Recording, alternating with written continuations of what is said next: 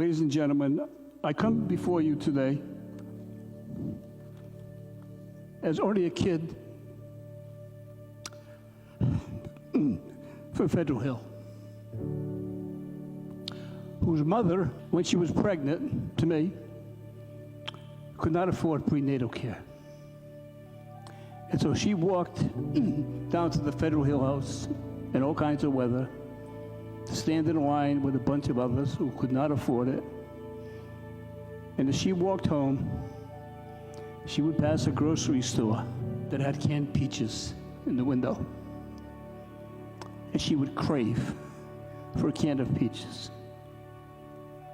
But she couldn't afford it.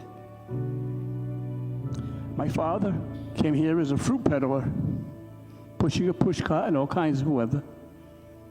During the Depression, worked WPA, and then got his big job. He became a milkman. And my father taught us what it meant to be really strong and really tough. And that was not by knocking someone out or insulting someone or pushing them around or looking down on them or saying no when they needed help. It was by doing the right thing.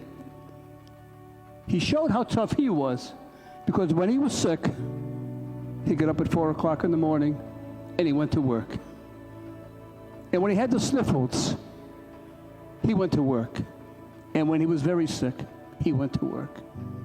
And my mother got up at 4 o'clock in the morning and made sure he had breakfast. That's the environment in which I was brought up. And so I say, let us reach out a helping hand to other people. I became a lawyer because when I was 10 years old, in a cold water flat on Federal Hill, next to a pot-belly stove, my father sat me down and put his hand on my shoulder and said, I will never be able to afford to send you to college, but you have to go, and you are going to be a lawyer. But don't ever, ever give up. Don't ever, ever give up. He ignited that flame, and even when times got so tough that I couldn't afford to go, and I had to teach days and drive to Boston at night, I never, ever would let him down, and never, never would put that flame out. And so I say that we can all help. We can all lend a helping hand. It doesn't take only money. Sometimes it takes putting your hand on someone's shoulder. Sometimes it's telling them you care. Just giving them direction, give them advice. Treat them with civility and decency and respect and compassion, which is missing in this world today. And that's how we can make this a better world. And so I come before you today, really humbled that I have this opportunity. I really do. I get emotional about it because I still view myself as a skinny kid, freezing in a cold water flat on Federal Hill, going downstairs to get the oil in the winter. And you have bestowed upon me the honor to address you today.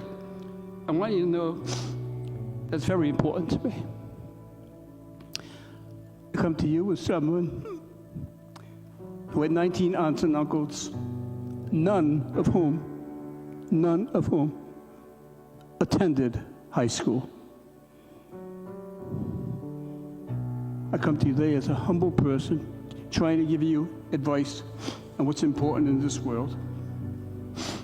And so, my friends, I think the challenge of our generation is to honor the memory of our forefathers by providing a better life for those who follow us. Our challenge is not to get all that we can, but to give all that we can. We must reach deep within the soul that has moved America, reach for the dreams and values of those who came before us, those who gave so much and took so little. I ask that we think of the homeless, the poor, the downtrodden. Think of the sick, the helpless, the hungry, the less fortunate. Remember the elderly. Remember your parents and your grandparents. Remember the underprivileged and the persecuted. Fight against injustice, bigotry, and racism. And when the book is closed, because these are our challenges, and someday the book is going to be closed on all of us.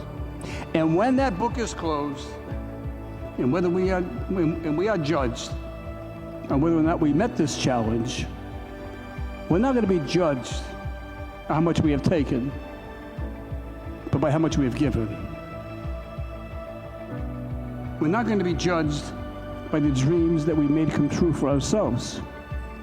We're going to be judged by the dreams that we made come true for others. We're going to be judged by the hope that we inspire in the hopeless, and the difference that we make in the lives that we touch.